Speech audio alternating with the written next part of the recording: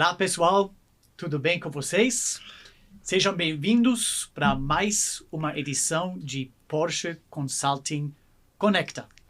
Quem está seguindo o nosso programa já sabe que aqui na Porsche Consulting Conecta a gente traz pessoas e assuntos muito interessantes para várias indústrias e uma boa conversa para trazer muitas informações para vocês. E hoje temos uma grande honra de receber aqui conosco uma pessoa que tem uma trajetória um pouco diferente, não é automotivo, mas agora está atuando fortemente nesse segmento e a gente vai aprender muito como o nosso segmento automotivo vai mudar. Então, hoje a gente vai falar com a Cristina Sestari, o CIO, Chief Information Officer da Volkswagen do Brasil. Cristina, seja bem-vindo aqui na nossa mesa, no nosso programa de Porsche Consulting Conecta. Obrigada, Rudi. É um prazer estar aqui com vocês. Bom dia a todos. Bom, como você disse, eu estou há um ano debutando aqui no mercado, numa indústria diferente, que é automotiva. Minha trajetória toda foi no mercado financeiro. Mas eu posso dizer que quando a gente fala de tecnologia, os desafios, as inovações, elas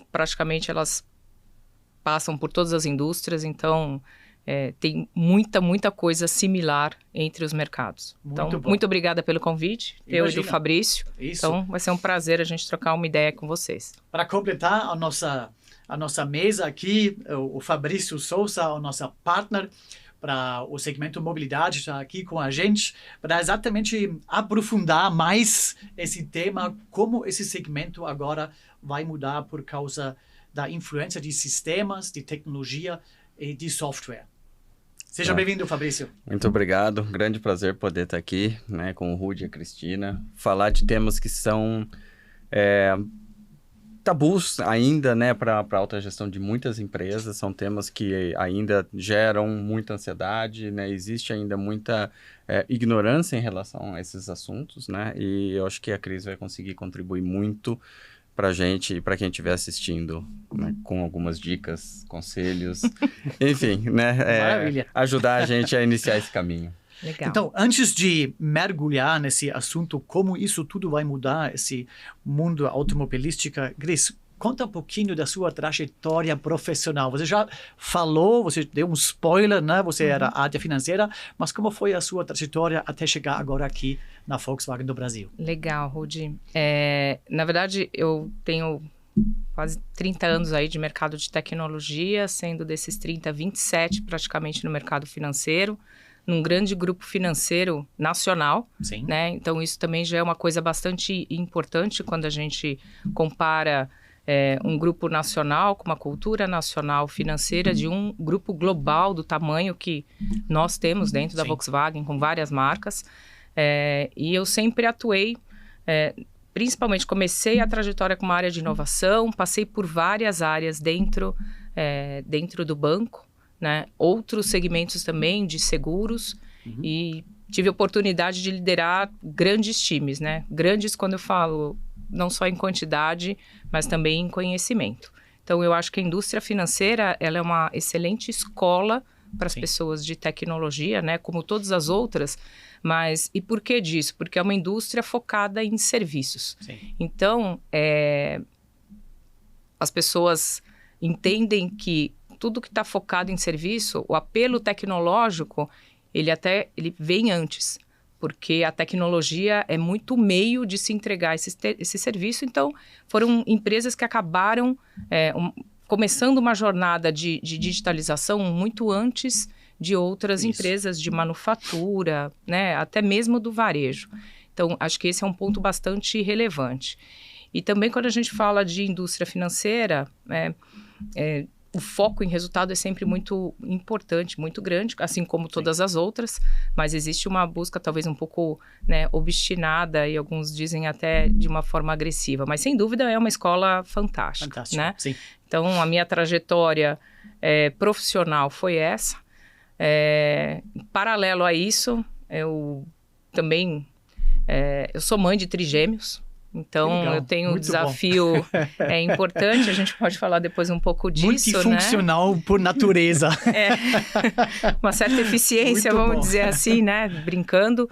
Mas ter sido mãe também, no mesmo momento que eu fui convidada a ocupar um cargo de C-Level dentro de uma indústria financeira, foi um desafio bastante importante, Sim. né? Para mim, pessoalmente, tive muito suporte, muito apoio, mas eu acho que fica, né, o que eu gostaria de deixar um recado que quando a gente gosta muito do que a gente faz, tudo é possível, Sim. a gente consegue encaixar e desempenhar bem essas funções, né? Então, para as mulheres que estão me ouvindo, né, não abram mão, para quem tem um sonho de compor uma família. Eu acho que isso é uma coisa que é muito desafiadora.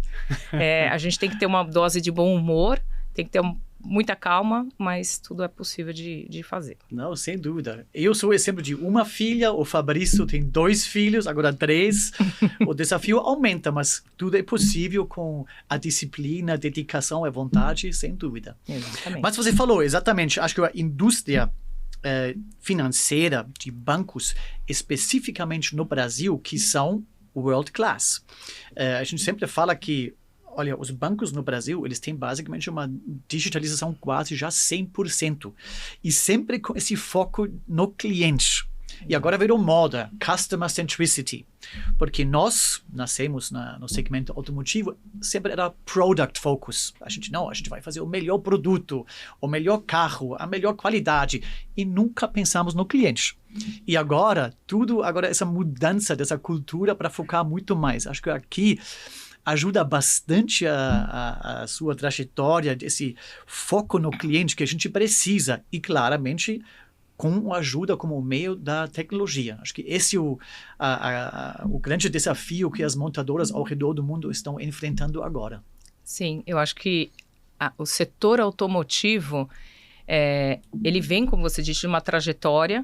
Nós temos, dentro do grupo Volkswagen, por excelência, somos reconhecidamente um grupo que zela muito pela qualidade dos seus produtos nos mais diferentes segmentos, né, que a gente tem. Aqui, principalmente na América do Sul, no Brasil, a gente é uma marca muito querida, né? Sim. A gente tem nossa posição de qualidade consolidada e agora a indústria mundialmente se vê com questões importantes de eletrificação, Sim. com questões super importantes de conectividade e com novos entrantes vindos de mercados que a gente... de mercados que não têm, vamos dizer assim, a trajetória de ter produtos automotivos, né? Sim. A gente vê montadoras na Turquia, no Vietnã, eu acabei de voltar do CES, depois a gente pode falar um pouco sobre isso. Ótimo. Então você vê novos entrantes que você fala, poxa, né? E o mercado, a fatia do mercado, apesar da gente crescer muito, ela se mantém, em termos quantitativos, estável. E aí, a briga pelo share, ela aumenta muito mais. Isso mesmo. Né? Então, fazendo esse paralelo que você mencionou com o banco, os bancos que estão muito mais à frente de uma jornada de digitalização, quando você olha para o setor, já não se trata mais só de fazer um customer-centric, porque o cliente já está além dessa questão do customer. Ele quer um produto que faça parte da vida dele, né? Então, a gente começa a migrar para o movimento muito mais life-centric. Né? Então, quando eu entro num carro, quando eu vou fazer minha escolha por um carro, eu olho já um conjunto de coisas. Nós viemos de uma geração, né, que gostava muito de motor, de combustão. A geração nova, ela vai querer um carro tecnológico. Então, a gente vê grandes mercados, né, como a China, propriamente os Estados Unidos, eles estão preocupados com essa conectividade, né? Então, quando a gente fala de digitalização, voltando ao ponto da digitalização, ela passa a ser muito mais uma forma, um mindset de gerir não só o nosso principal asset, que são os veículos, mas também como a gente se transforma dentro da montadora para ser uma empresa digital, né?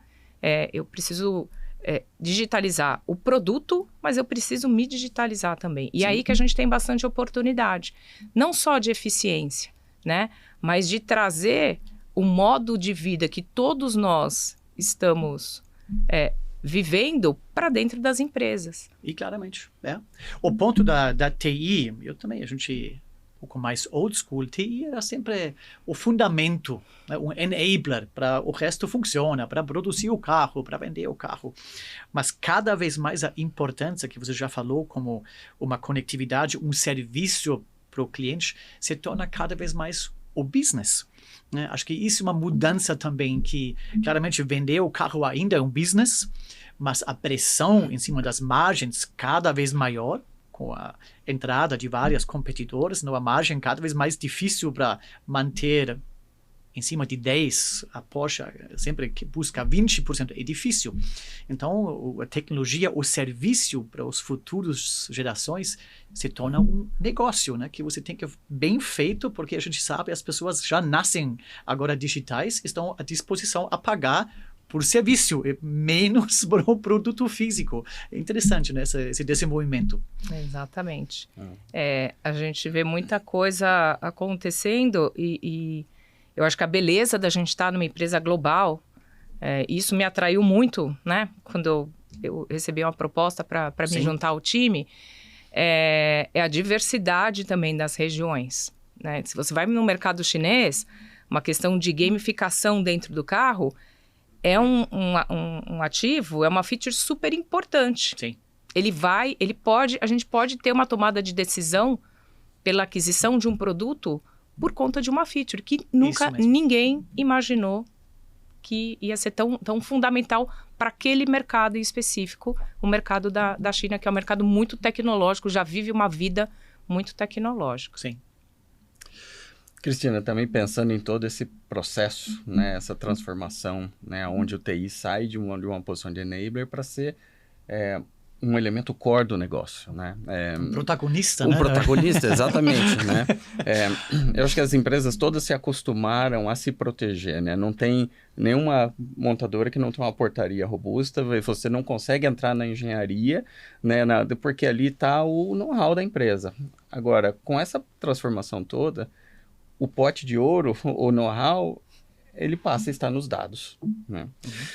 Pensando um pouquinho em cibersegurança, que eu acho que é um tema que ainda existe muita ignorância sobre isso, né?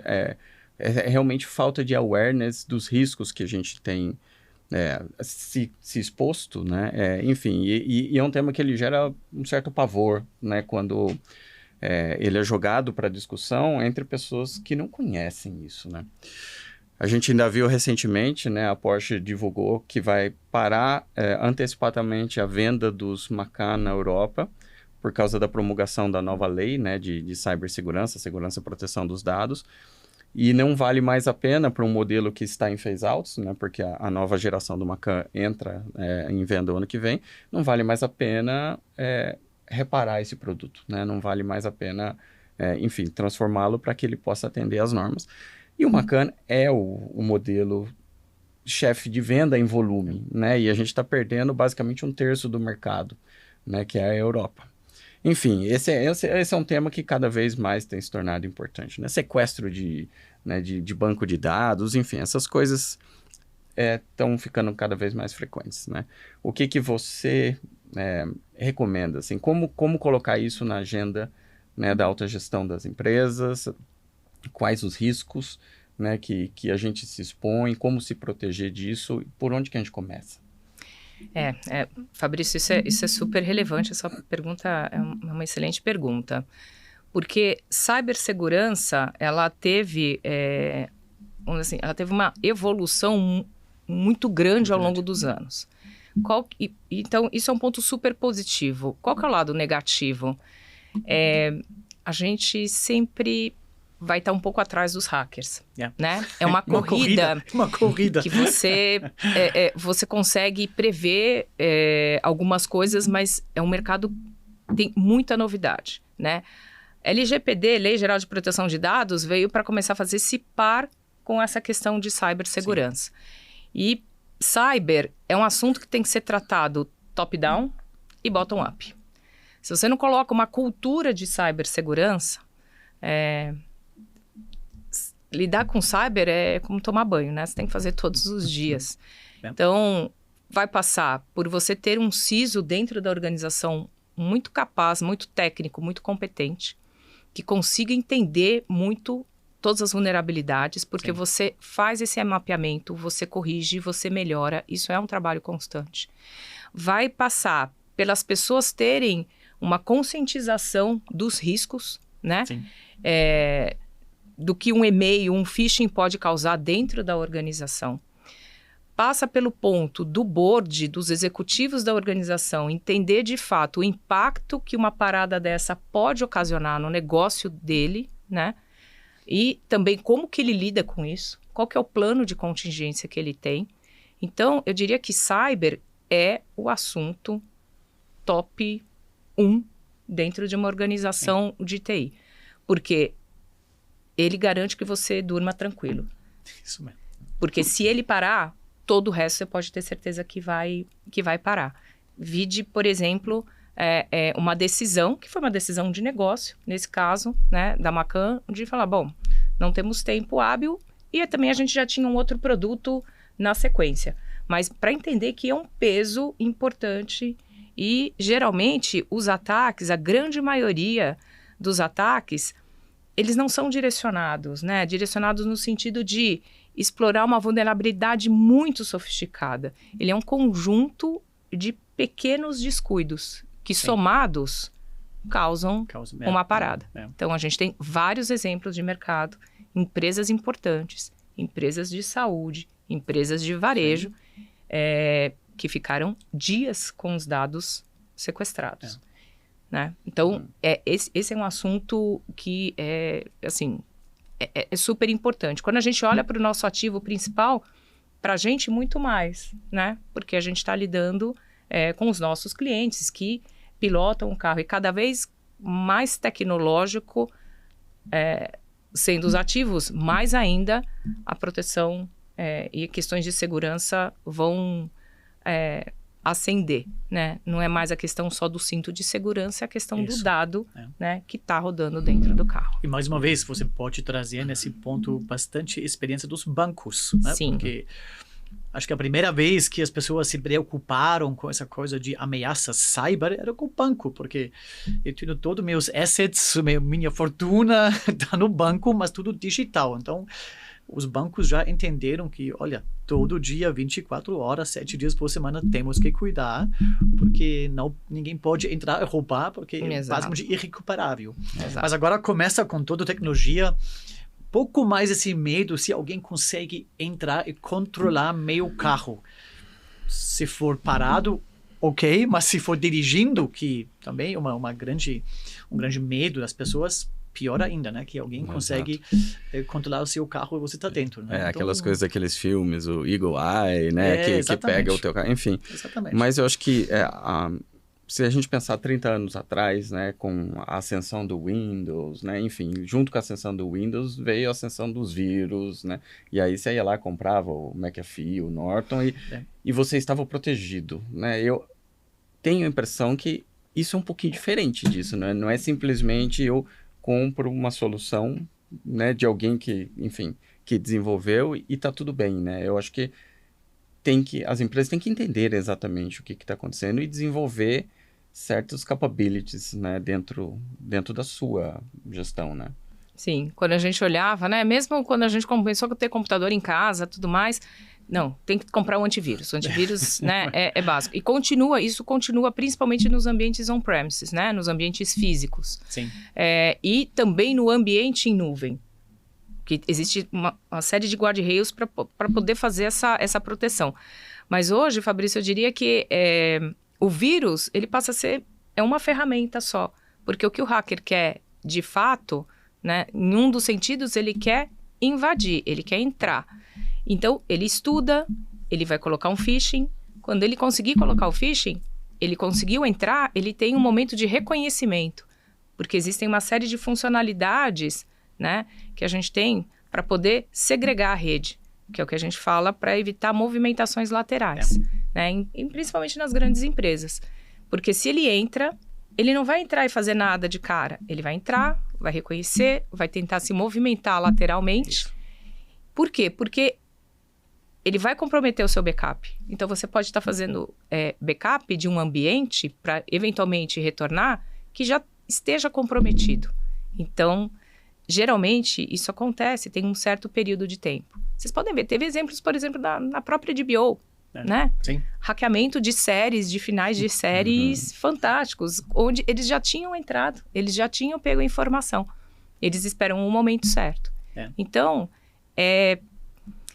pode dizer que é um jogo de gato e rato, mas o fato é o seguinte, você tem que olhar para o ambiente todo, a vulnerabilidade, como que isso tem que ser evitado, né? Para mim é um dos assuntos, né, técnicos, junto com o IA agora, é um dos assuntos mais, vamos dizer assim, mais fantásticos que a gente tem, né? E muito no sentido para a gente também tentar se proteger. Então, eu acho que esse é um top 0. O Júlio, que é o nosso CISO lá na Volkswagen, a gente é muito próximo, a gente gosta muito de debater essas questões e eu acho que tem muita oportunidade, principalmente de troca de experiência, né, nesse tempo. E agora estamos um ponto principal, né? Se agora os novos temas, pessoas, porque uma corrida entre as empresas e os hackers. E para se proteger, você tem que atrair outras pessoas, né? Olhando 30 anos atrás, uma montadora que eles contrataram só engenheiros de motores de combustão, engenheiro elétrico, engenheiro de produção.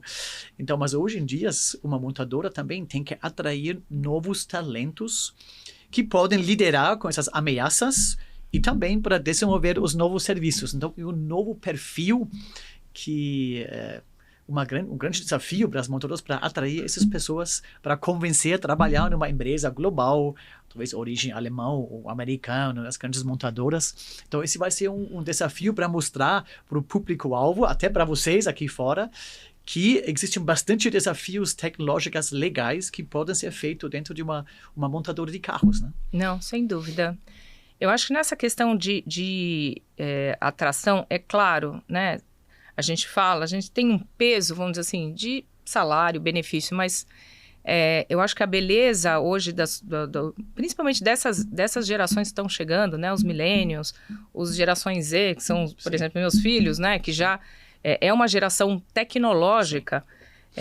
Primeiro, eu acho que as montadoras, elas têm uma pista de oportunidade de inovação fantástica, né? Isso é um ponto super importante nesse movimento de atração, né? Eu realmente fico muito empolgada quando eu vejo. A gente sabe que são projetos que tem bastante desafio, mas isso me motiva bastante, tá? Um outro ponto que é importante é um propósito, né, Rudy? Tem um desafio de transformação, todo mundo quer deixar a sua marca, né? Isso. O seu legado. Então, quando a gente atraiu bastante gente esse ano para dentro da nossa área de tecnologia, um público diferente, né? Um pouco diferente do nosso time da montadora. Mas o que você percebe? Você percebe que a possibilidade da troca é importante, a possibilidade e a habilidade que os gestores têm de lidar com gerações diferentes, isso é importante.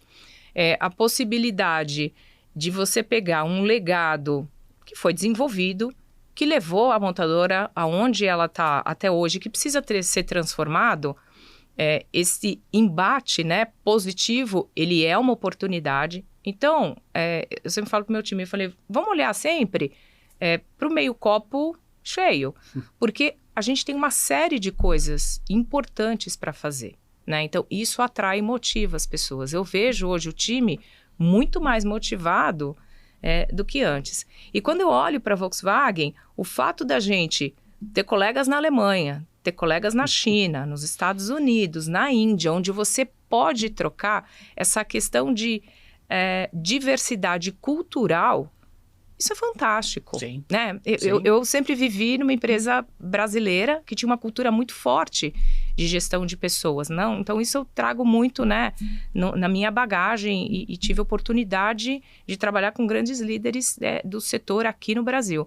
Agora, quando eu olho para a Volks, a possibilidade dessa troca, ela é imensa. Né? Mas é infinita. É infinita. E dentro de uma cultura, né, quando eu cheguei, os alemães, eu falei assim, gente, eu tenho conversas de verdade ótimas, porque as pessoas são muito factuais, são muito pragmáticas. Então, a gente, às vezes, mistura um pouco da criatividade do brasileiro, do argentino, nessa discussão. Então, eu acho que esse mix, para mim, é um caldeirão de oportunidades.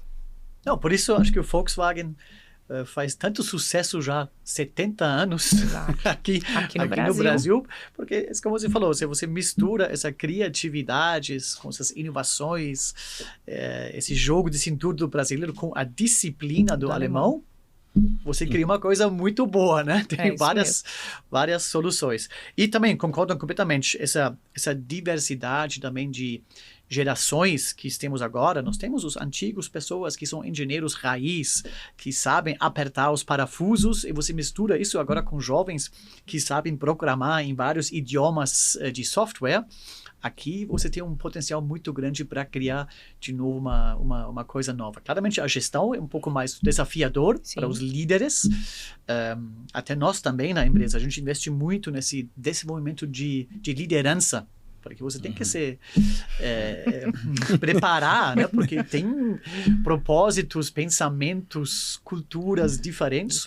Mas se você consegue gerenciar essa mistura, de novo, existe um potencial gigantesco. Né? Exato.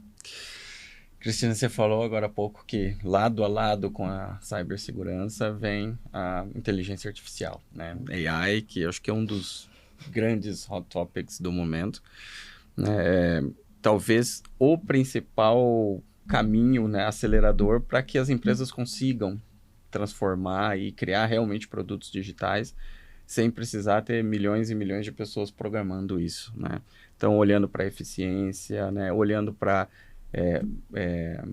você conseguir prever, antever, né, demandas, por exemplo, enfim, né, a AI tem diversas aplicações, né? Você acabou de voltar da CES lá em Las Vegas, que acho que é um dos lugares mais legais, né? Onde a gente vê as coisas realmente mais inovadoras, né? O que existe de mais avançado no mundo em relação a isso. O que você trouxe de lá, assim, de mensagem, né? Enfim, e como começar a usar isso, né? Porque ainda é uma coisa que todo mundo tem um pouco de medo, não sabe usar, enfim. Como é que a gente começa, né?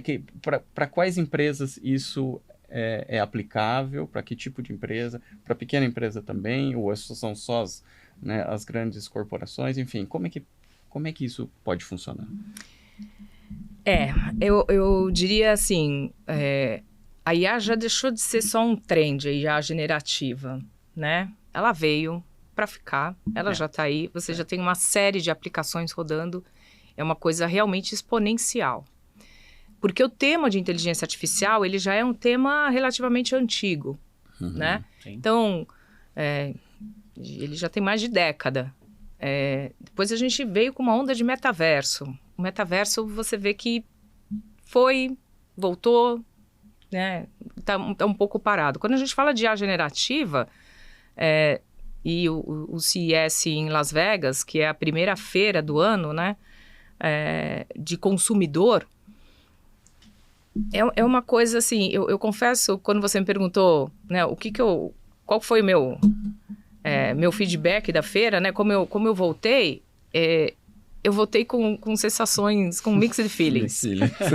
Por um lado, você fala, meu Deus, quanta oportunidade, e por outro lado, completamente apavorada, né? Por quê? O futuro não é mais daqui a 10 anos. Ontem a gente estava numa reunião de board e a gente foi compartilhar um pouco com o board, né, o que aconteceu na feira, o que a gente viu, carros que a gente viu, carros voadores, carros com bateria solar, outros mercados emergentes entrando na parte de montadora.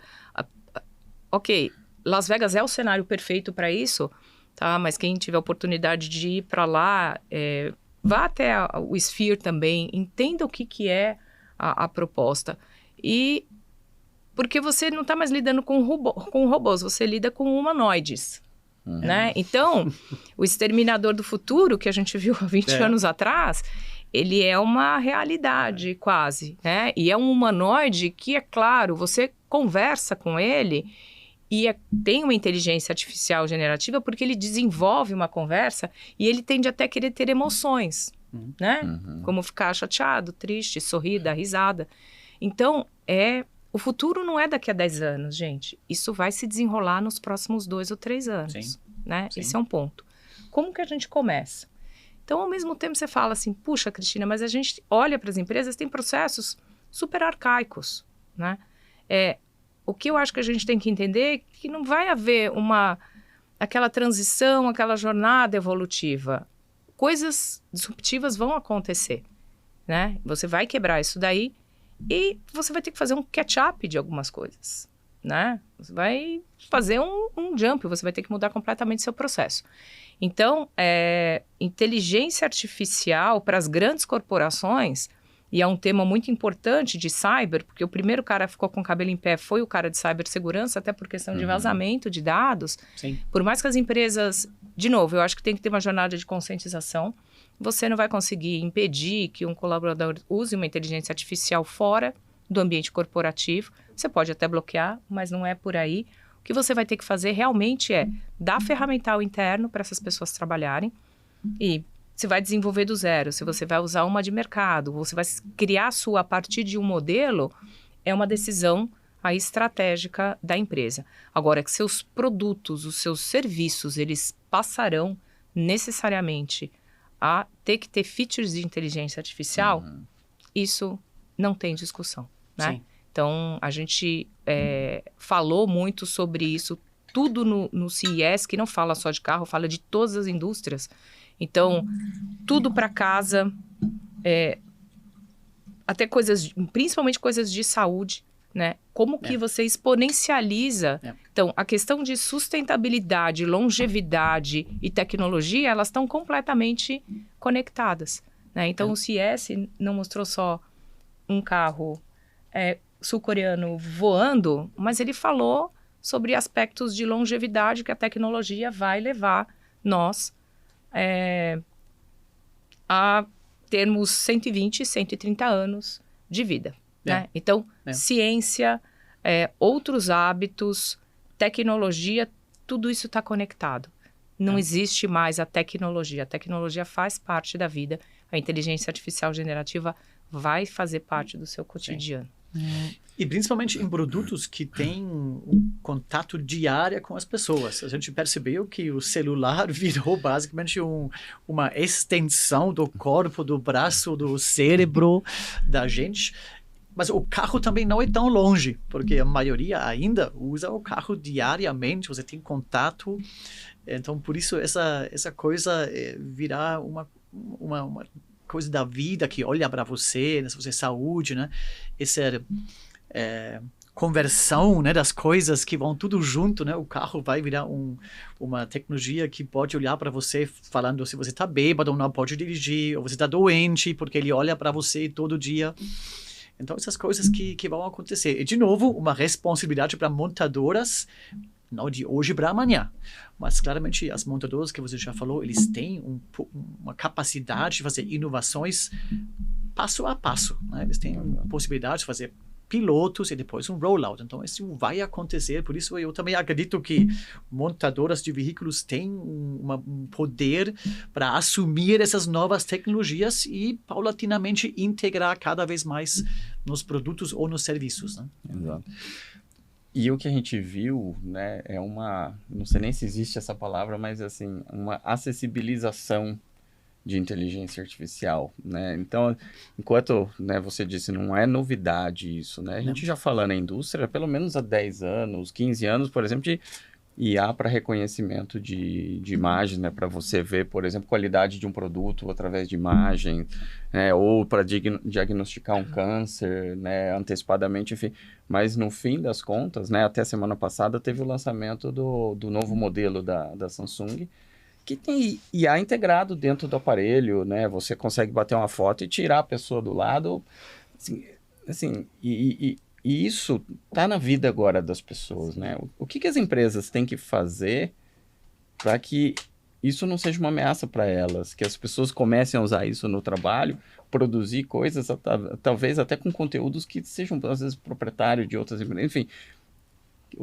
né, como segurar essa onda, né, e usar isso a favor.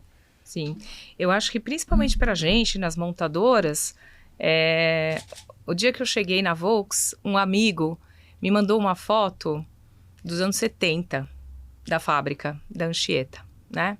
Então a gente olhava a fábrica e era uma troca de turno. Então assim, eram muitas pessoas. 50 mil pessoas. Parecia a entrada do Rock in 50 Rio, mil assim, pessoas, né? Era uma entrada de estádio, uma saída de estádio, né? E eu falei, puxa, e a gente chegou lá, é óbvio que ao longo de todas essas décadas, para a montadora, para todas as indústrias, né, em geral, para o setor de manufatura, existiu uma robotização, né? E o mercado foi se ajustando. Eu acho que a IA vai ser uma nova revolução, né? Todos os especialistas, os futuristas falam muito sobre isso. Eu acho que o primeiro ponto outro dia eu fiz um post porque eu achei eu acompanho muito, tem um futurista alemão, o Gern Leonhard, e ele fala muito sobre isso. E eu encontrei uma matéria, né, uma apresentação dele de 2017, mas ela é muito atual, né? Porque fazer o que a gente fez até agora não vai levar a gente aonde a gente quer chegar. Sim. Acho que esse é o primeiro ponto. Tudo será automatizado, digitalizado, conectado. As coisas, as pessoas, os lugares, eles vão se conectar. Sim. Né? Mas existe uma capacidade do ser humano que nenhuma IA vai conseguir substituir, né? Por mais que o humanoide que a gente conversou lá em Las Vegas desse risada, enfim, ele foi treinado para fazer isso, mas o ser humano tem uma capacidade emocional e de geração de valor muito maior. E para mim isso é uma coisa super importante, porque principalmente onde a gente tem um setor produtivo que tem uma mão de obra intensa, as pessoas precisam entender. Mas sim, a gente mesmo dentro né, do grupo, a gente tem produtos de machine learning que substituem um ouvido para detectar problemas no motor dentro das nossas etapas de qualidade. Acho que esse é um ponto que é importante. O fato é que, por outro lado, também, a gente vai ter novas profissões que a gente nunca imaginou. Por exemplo, no próprio CES. A gente encontrou um stand, e qual que é a beleza de lá, né? Você não vê só o carro, você abre a sua cabeça. Então, tinha uma pessoa que tinha um produto que era um jogo de futebol feito com drones. Então, os drones estavam envoltos em bola, era como se você jogasse uma partida de futebol através de drone. E qual que era a proposta daquelas pessoas? Justamente para desenvolver, a gente vai precisar de muito piloto de drone, porque você vai poder olhar para grandes áreas, você vai poder cuidar da fábrica, olha o tamanho dos nossos pátios, de todas as nossas alas. Sim. Então, quem hoje sabe pilotar bem um drone? Então, a proposta dessa empresa era justamente embutir num jogo, né, num processo lúdico, o desenvolvimento desta habilidade. Sim. Sim. Né? Então, o que eu acho, às vezes a gente quer ter... Eu brinco, outro dia eu brinquei com uma amiga, falei, nossa, eu gostaria de ter uns 15 anos a menos, porque o mundo que está se formando à nossa frente, ele é fantástico. Né? Você vai poder desdobrar outras profissões, assim como foi a humanidade por séculos. E a gente está justamente nesse momento de ruptura, né? Então, a habilidade das empresas de sair um pouco da caixa do processo as-is. E, por exemplo, quando a gente olhou para aquele partida de futebol de drone, né? Primeiro eu olhei e falei, mas depois, e a pessoa conversou. E eu falei, é isso. As escolas vão ter que formar pilotos de drone. Né? Porque isso vai ser uma coisa muito importante. Porque cada vez mais, algumas máquinas vão ser autônomas, tá? Mas você treinar um robô para conseguir pilotar sozinho, entender a área, entender o que ele tem que fazer, não é uma atividade muito fácil. Sim. Então, o que eu acho é que a gente sempre tem que ter certeza que a gente pode estar um passo à frente. Não se assustar com a inovação, mas parar e aprender com ela. Sim. Né? Então, o desafio das empresas, e as empresas vão crescer ou morrer em virtude da mecânica que os executivos e os líderes vão colocar nesse sentido, né? As pessoas que mais abraçarem a tecnologia como transformação vão ser aquelas que vão ter mais sucesso, na minha opinião. Eu também sou mais uma pessoa positiva, né? Olhando essas coisas. E até ouvi uma frase que a pessoa falou: eu não estou preocupado com a existência da inteligência artificial, eu estou muito mais preocupado com a ausência da inteligência normal ou natural. É um ponto importante. Porque você usa as coisas para o positivo. Mas, claramente, para as empresas, o desafio é integrar, abraçar essas coisas e também transformar pessoas que estão na empresa, né? Essa transição para ajudar, como você falou, treinar. Acho que é fundamental, esse é um investimento fundamental para empresas, porque o capital humano é para quase todas as empresas. A coisa mais importante são as pessoas, né?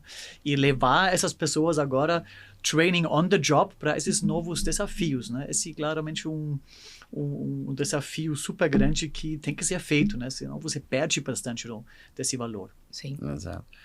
Eu estava em Stuttgart, né, essa semana, e no domingo eu tive no Museu da Mercedes lá. Não conhecia, né? E é engraçado porque a história da Mercedes e a história da criação do carro, elas se misturam, né? O Daimler e o Benz, né, que lá em 1880 e alguma coisa, né, criaram as primeiras charretes motorizadas e tal. Mas é engraçado porque você vai descendo os níveis do museu, né, ele começa lá no 8º andar e você vai descendo. E você vai vendo os saltos tecnológicos que foram acontecendo meio que a cada... Não são décadas exatamente que eles colocam, mas a cada períodos, assim, que marcaram a indústria automobilística, né? E hoje a gente está num momento também da próxima ruptura, né? Só que as empresas automobilísticas, né, as montadoras, enfim, e toda a cadeia de suprimento por trás, tem empresas como tem pessoas como a gente lá dentro, né? Pessoas de 30, 40, 50, 60 anos trabalhando e que vão ter que mudar, né? Vão ter que trabalhar de uma maneira diferente, vão ter que entender esse mundo. Até mesmo quando a gente está falando da alta gestão das empresas, né? Como que você já vem de uma história um pouquinho diferente, né? Já 30 anos trabalhando com tecnologia, né? E conhece o que está por trás, né? Como que você acha que as empresas vão ter que agir para quebrar, né, essa maneira antiga de pensar, né? Qual o papel da alta gestão nesse momento, né? As médias gestões, enfim... Porque senão vai chegar uma hora que realmente a indústria automotiva não vai atrair talento nenhum, né? E, enfim, aí vai dar espaço para outros players, né? Sim. Antes de responder essa pergunta, como você foi no Museu da Mercedes, eu como, né, mulher, eu não sei se vocês sabiam dessa curiosidade que eu vou falar. E aí eu vou brincar, porque o carro só existiu graças à esposa do Benz. Sim. Certo? Exatamente. Então, eu não sei se vocês sabem, né? Que foi uma mulher muito corajosa. A Herta Benz. Exatamente. Porque, para quem não sabe, né? Eu vou fazer é importante para as mulheres entenderem. Ela... não havia muita crença, né? Que aquilo iria funcionar, que o carro iria funcionar. E ela falou, não, eu vou visitar minha mãe e vou dirigir esse carro. Só que a mãe morava a uns 107, 110 quilômetros de distância da cidade. E lá foi a esposa dele e um filho até lá. Só que imagina que não existia posto de gasolina, nem nada disso. Não. Né? Então, eles paravam na farmácia. Isso. Para poder comprar o que era? O álcool. Tipo um éter. Era um éter, na época, para colocar no carro, para o carro chegar. E chegou. Ela foi e voltou. Então, o nosso amigo Benz deve muito. Sim, sem dúvida. A esposa dele, né? Como grandes celebridades da história, né? Sempre tem uma esposa muito capaz por trás, suportando. Mas isso é só uma brincadeira, só para a gente poder fazer um parênteses aí para quem não sabia dessa história. Bom, sobre a liderança, o papel do líder na inovação é fundamental. Sim. É fundamental. Ele não pode ser a primeira pessoa a ser cética em frente a uma invenção. por mais absurda que ela possa parecer, ou por mais fora... Fala assim, não... Nunca vai funcionar. Nunca vai funcionar, né? Se tem uma coisa hoje que a gente pode falar, ou que a gente não pode falar, é que alguma coisa não tem a menor chance de funcionar. Muito diferente, né? E mais do que isso, a velocidade com que ela pode funcionar e pode ganhar mercado e pode transformar legislações, hábitos, ela é incrível, né? Então, o que a gente vê os nossos desenhos infantis de Jetsons, eles vão ser realidade. A Rose, que era, né, a funcionária da casa, que era um robô, ela passa a ser realidade. Sim. Né? Então, a gente estava lá na Alemanha, estava sentado esperando o avião chegar, de repente passa um robô para anotar pedido. Então, isso vai acontecer. Se você vai no Japão, na China, isso é uma realidade. Então, para mim, o primeiro statement é esse. A liderança como um todo tem que olhar sem uma questão de ser reativo à mudança. Esse é o primeiro ponto. O segundo ponto, a conexão das gerações, ela é fundamental. E muitas vezes a gente fala, puxa, nossa, lá vem, né, o pessoal acha que é assim, mas não é, veja bem, eu vou explicar. Então, assim, são realidades de vida muito, muito, muito distintas. Então, de novo, mudança cultural passa por um processo inicial de aceitação e passa também, como líderes executivos que somos, para olhar qual que é o primeiro impacto que você vai ter no seu negócio.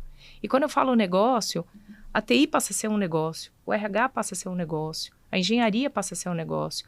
Se a gente não olhar para as nossas unidades como centros de negócio, centros de competência, a gente não consegue fazer toda essa orquestração funcionar, né?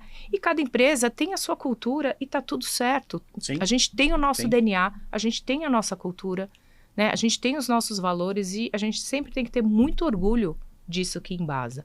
Agora, o que é importante? Que a gente esteja junto num objetivo comum. O propósito é um objetivo comum. Então, todo mundo tem que entender que a gente vai convergir. A comunicação do líder, ela é fundamental. Mas não é só aquela comunicação que a gente fala. A gente tem que ouvir, né? Né? Porque às vezes, porque no frigir dos ovos, todos somos seres humanos, temos as nossas qualidades, os nossos defeitos e principalmente entender a nossa posição de liderança, ela é fundamental, né? E compor esse time, porque a habilidade do líder não é ingerir pessoas semelhantes, é ingerir diversidade. Sim. Né? É aí onde o líder pode tirar o melhor das pessoas, né? E aí é onde as pessoas se complementam. Então, Fabrício, aí que nenhuma inteligência artificial, nenhum humanoide vai conseguir chegar lá na frente e falar, agora para vocês conseguirem isso, vocês vão ter que fazer aquilo. Aí vem uma coisa que vai ser bem difícil de substituir ao longo do tempo. Sim. E mais uma, não quero tomar muito tempo, né? A gente está batendo papo aqui. Mas agora, para finalizar também, a gente já falou sobre as indústrias, a gente falou sobre tecnologia, sobre pessoas. Agora, país Brasil, né? Porque o mundo onde nós vivemos também é um pouco confuso nesse momento, né? Que, diferente dos últimos anos, com problemas econômicos, com guerras agora em vários lugares do mundo, os mercados complicados, grandes mercados, Estados Unidos, China, com quedas, com problemas. E agora você trabalha numa empresa global que tem mais do que 120 fábricas ao redor do mundo, em todas as regiões, no Brasil também, para a Volkswagen, uma região importantíssima. Eu sou muito positivo. Eu vejo que o Brasil tem uma grande possibilidade, uma oportunidade no momento como país. E também como a competência. Qual é a sua avaliação agora numa empresa global? Porque o Brasil teve muitas altas já, como o mercado automotivo, muitas baixas, não era mais importante. Mas agora eu vejo que a importância da região onde nós atuamos está ganhando de novo uma importância por causa das grandes oportunidades que nós temos aqui nesse país. Se você me perguntasse isso, Rudy, no ano passado, eu ia olhar para você e falar assim, nossa, trabalhar numa empresa global faz com que a gente tenha uma atenção. É óbvio que hoje o mundo todo está conectado. tá? Sim. Então, efeitos financeiros, coisas que acontecem do outro lado do mundo, batem na hora quando a gente fala do mercado financeiro, Global, né? Então, o mercado financeiro, ele sempre usou muita informação, né, feeders e tudo mais. As pessoas usavam muita informação para operar e eu era bem próxima de mesa de operações, né? E foi uma das áreas de tecnologia que eu mais tomei, maior tempo eu fui ativa. Engraçado que no ano passado, quando a gente estava voltando do nosso evento da Alemanha, teve toda a questão de Israel e tudo mais, e eu estava com o nosso chairman, o Alexander Zeitz, eu falei, e agora? O que vai acontecer? Vai parar essa importação? Aí ele calmamente, né, do alto da experiência dele, ele falou assim para mim, como bom alemão, ele falou, Cristina, é o seguinte, eu olho para o ano, sempre vai acontecer algumas coisas dentro do ano. Então, assim, o que ele quis dizer para mim? Cristina, assim vai ser a vida e vai aparecer mais uma, né? Então, isso para mim, eu olhei e falei, bom, é um olhar global de executivos que sempre foram afetados diretamente por essas condições. De fato, o Brasil, com todos os nossos, né, desafios, mudanças políticas, sociais, econômicas, sempre é um celeiro de oportunidade. Sim. E também a gente entende que as nossas barreiras de entrada, elas não são poucas, né? Então, minha percepção é que eu acho que alguns outros países olham, às vezes, o Brasil como uma grande fonte de recurso natural, como um oásis para algumas coisas, mas, por exemplo, no setor financeiro eu já vi muita gente tentando entrar sem conseguir, né? Por quê? Por conta de ter players já instalados muito fortes, tá? Então, o Brasil, eu acho que é isso. A Argentina também, né, agora, enfim, continua o desafio dela, né, de estabilização vai continuar de uma forma muito importante. Por outro lado, quando eu vejo tecnologia, nós temos uma das maiores e arrisco dizer melhores comunidades de tecnologia no mundo, né? Então a gente olha países do primeiro mundo, enfim, né, os desenvolvidos, Estados Unidos, a própria Europa olha para a Índia, Brasil, a China agora que começa a despontar como potência, mas olham principalmente para a Índia e para o Brasil como centros muito importantes tecnológicos. Então, o que eu acho que a gente ainda está pouco explorado no Brasil, eu acho que a iniciativa privada e as universidades e o governo precisariam se unir mais. Sim. O Brasil, diferente, por exemplo, dos Estados Unidos, onde você vê a iniciativa, as empresas e as universidades muito integradas, aqui a gente ainda não explora essa oportunidade no potencial, e eu acho que é onde a gente pode mais, de fato, crescer, né? Aproximação. Então, dentro da Volks, a gente já começa com algumas iniciativas, e além de uma questão simplesmente corporativa, é muito legal, Rudy, você ir até a universidade, primeiro que eles olham para você e falam, puxa, você conseguiu, dá para fazer? No público feminino, né? Quando eu falo, eles olham para as empresas como grandes celeiros de oportunidades de mudança de vida, de evolução, de aprendizado. Então, isso é muito legal, né? Então, olhando do geral para o particular, o Brasil é um celeiro de oportunidade tecnológica. O brasileiro, ele é criativo, o argentino é criativo. O argentino é um cara que tem raça, né? Sim. A gente sabe disso, ele se reinventa, ele tem uma capacidade de reinvenção importante. Quando a gente fala de polos tecnológicos, apesar das diferenças geográficas de tamanho, a Argentina tem quase a mesma quantidade de polos tecnológicos que tem o Brasil, né? A região de Córdoba é uma região muito importante para a Argentina. E essa foi uma das razões pelas quais também eu aceitei vir para a Volkswagen, porque eu acho que a área de tecnologia hoje dentro da Volkswagen, dentro do grupo, ela tem um espaço enorme, enorme, para poder contribuir com todos os outros países, né? Então, tanto o lado corporativo quanto o lado humano, né, dessa evolução, é o que vai fazer diferença para a gente. Sem dúvida.